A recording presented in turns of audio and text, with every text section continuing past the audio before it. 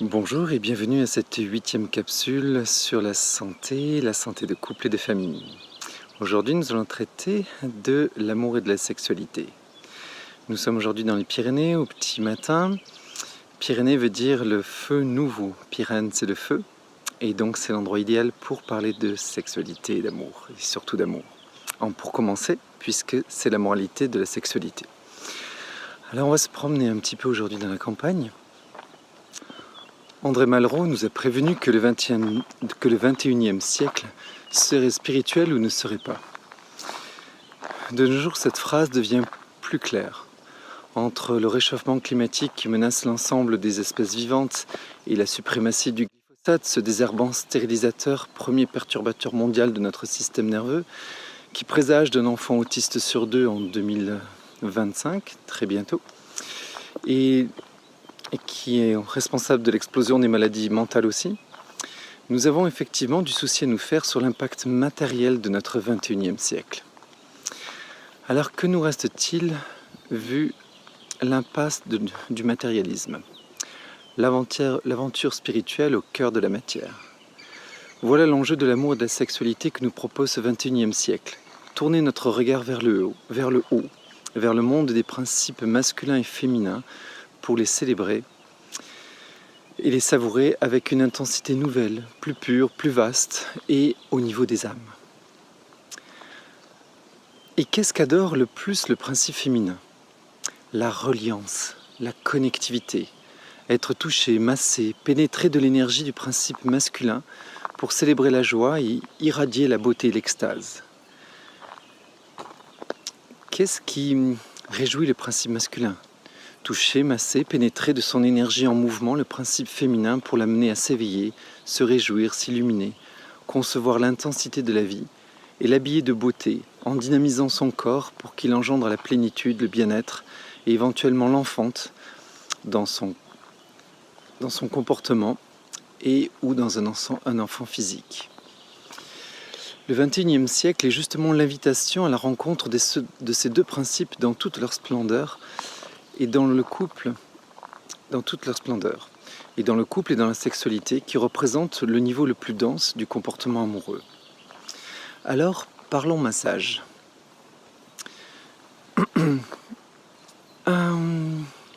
Il en existe globalement deux types. Le massage profond, comme le suédois, le shiatsu, ou plus profond encore, comme le rolfing, qui vise à détendre les membranes, les muscles, les ligaments et presque les os. Il touche la matière la plus dense, en rapport avec la vie comportementale. L'autre massage, plus léger, dans les effleurages, comme le californien, ou encore plus léger par des mises en posture, comme le Feldenkrais, le toucher respiratoire, l'Alexander ou même le yoga, libère les tensions du système nerveux, et donc des sens, donc du psychisme. La pratique de ces deux massages équilibre le système vasculaire, la circulation des énergies entre le psychisme et le corps, et touche donc le domaine du cœur et de l'amour. Si nous transposons cela au niveau de l'amour et de la sexualité, ces deux formes de massage devraient être à la base des échanges physiques, mais aussi affectifs et psychiques, pour établir la rencontre de nos principes dans le monde corporel extérieur et dans le monde supralumineux interne, afin que notre fameux couple à quatre se réjouisse, et que l'esprit et la matière se rencontrent, et dans l'amour et dans la sexualité.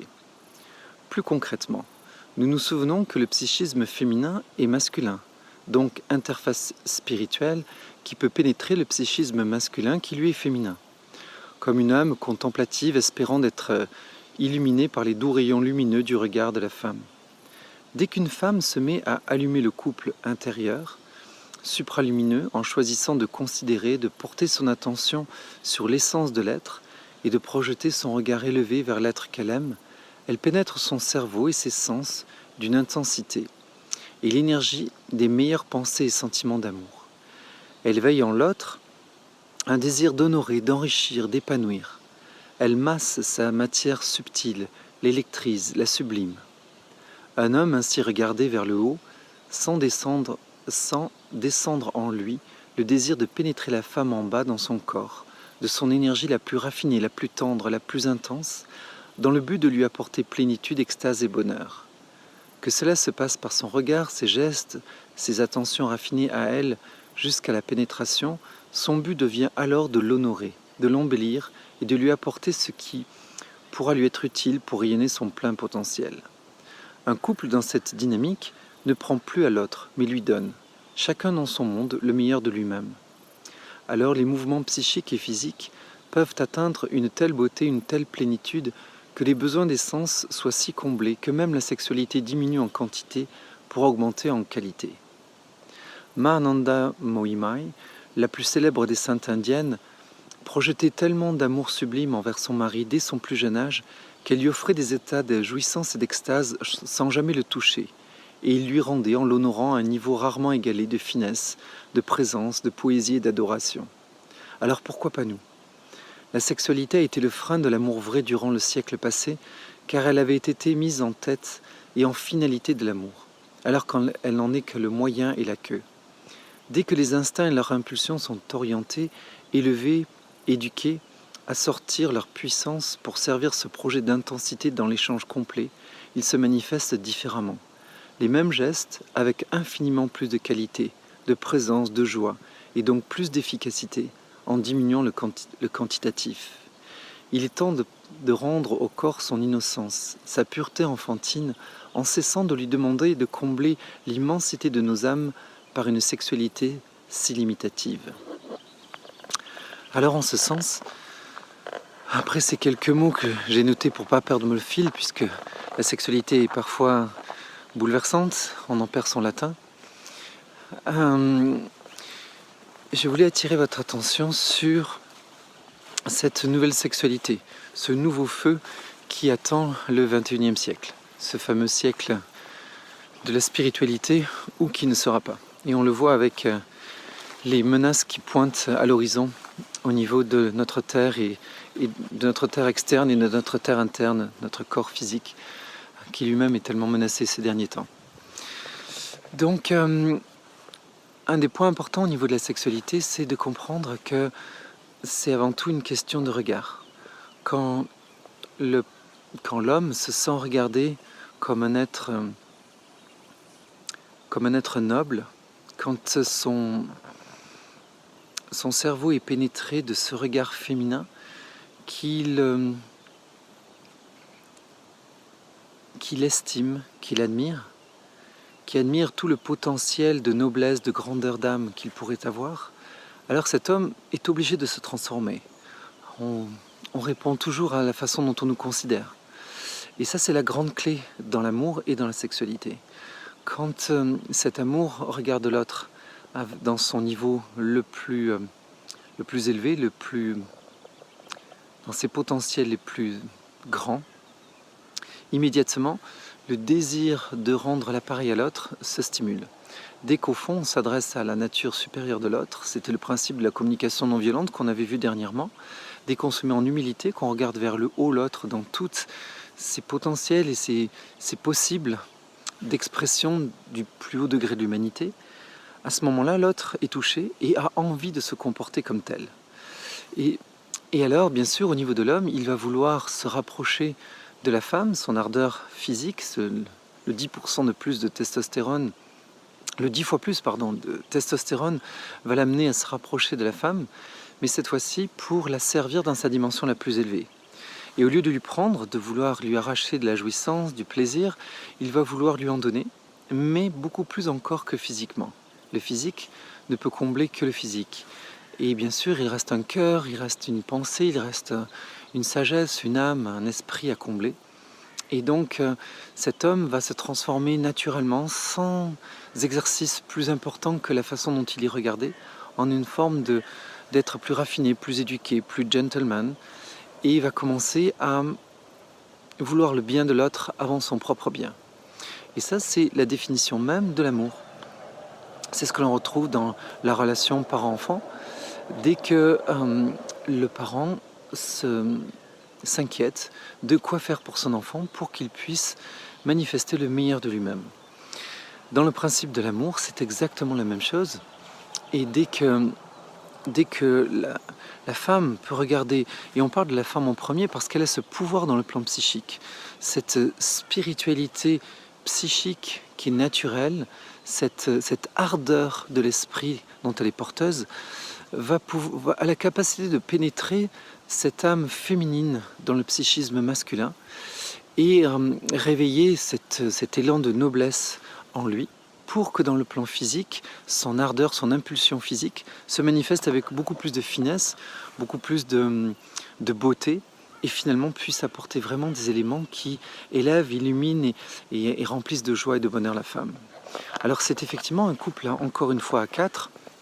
On a cette ardeur, cette intensité de l'esprit qui veut rencontrer cette beauté de l'âme chez l'homme et qui va se refléter dans cette ardeur physique qui va venir honorer cette beauté physique chez la femme, physique, émotionnelle.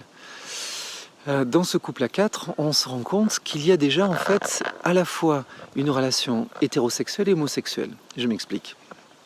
Dès que l'homme regarde la femme à la fois comme une beauté physique, émotionnelle, et qu'en même temps il est capable de rentrer en contact avec cette intensité de son esprit, cet amour si spirituel, cette femme qui veut aimer le monde entier, qui a une reliance, qui prend soin de tout, cet esprit qui veille à tout, comme un soleil qui irradie, qui s'occupe de tout, qui aime tout, la nature, les enfants, les êtres humains, qui se soucie de tout. Quand il prend conscience de cette ardeur amoureuse, il le relie à son ardeur physique. Et là, c'est son masculin qui est vraiment ébloui, inspiré et fasciné et attiré par ce masculin spirituel chez la femme.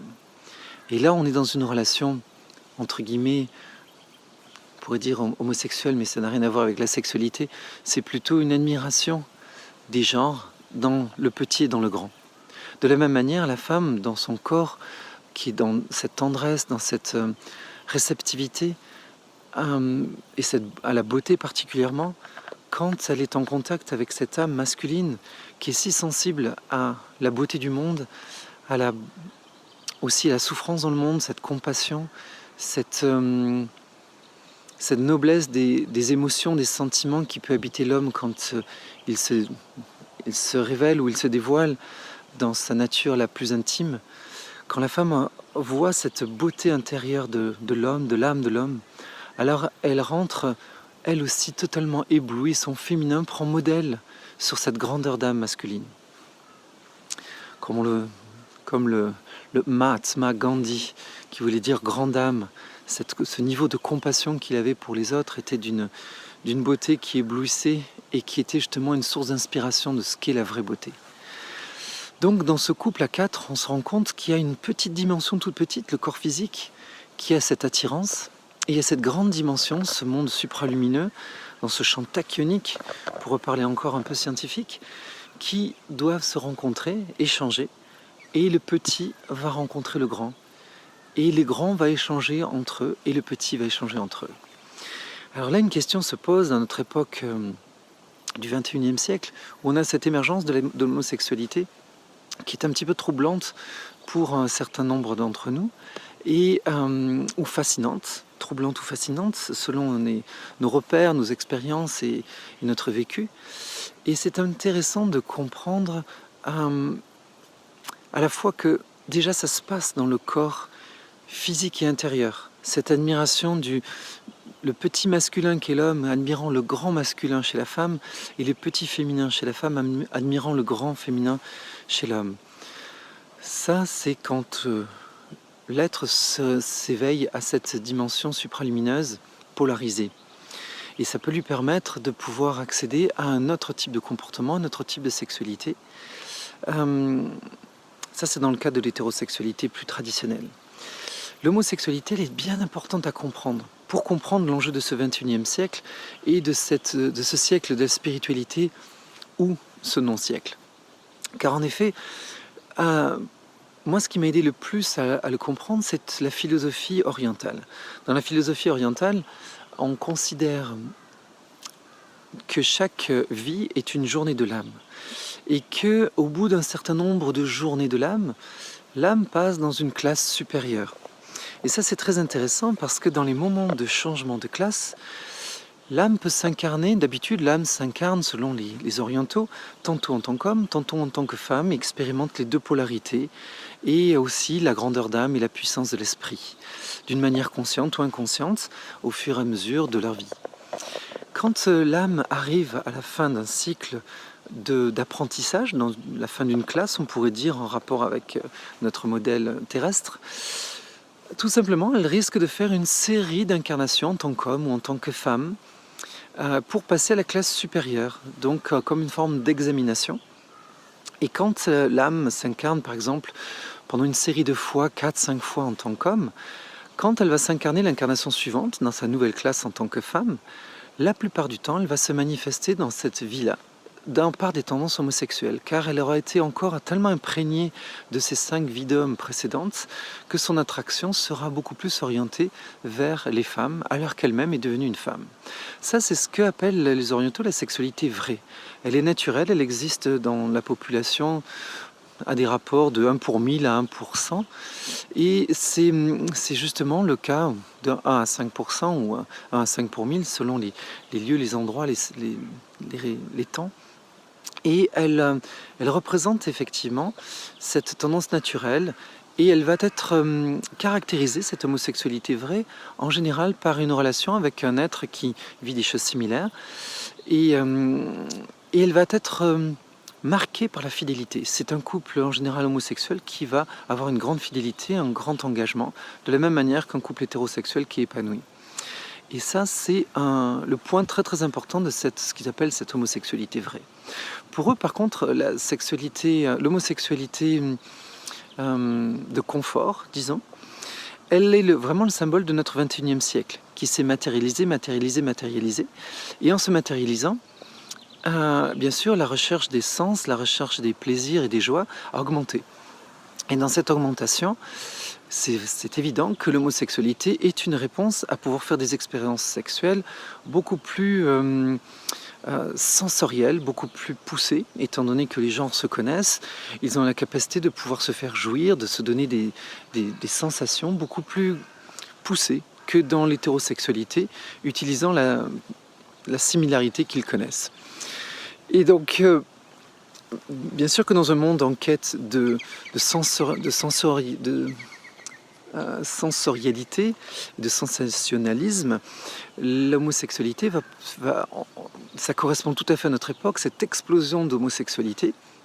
Pour des gens qui ne sont pas forcément dans une homosexualité vraie, au sens oriental du terme, d'une séquence d'âmes qui se sont incarnées et qui se retrouvent à être dans un nouveau corps, mais avec encore toutes les caractéristiques de l'autre polarité, et donc qui est attiré par le même genre qu'elle à ce niveau-là, mais au contraire, des gens qui sont plutôt à la base dans leur hétérosexualité, mais qui vont choisir l'homosexualité pour augmenter la capacité des plaisirs et des joies. Avec, bien sûr, celle-là, elle est notée par une grande difficulté à établir un couple stable et un grand changement de partenaire. Alors ça, c'est important à comprendre pour sortir du monde de la sexualité et revenir au niveau des principes. Hétérosexualité, homosexualité n'est pas vraiment le débat, et la sexualité en réalité n'est pas du tout le débat de l'amour et de la sexualité.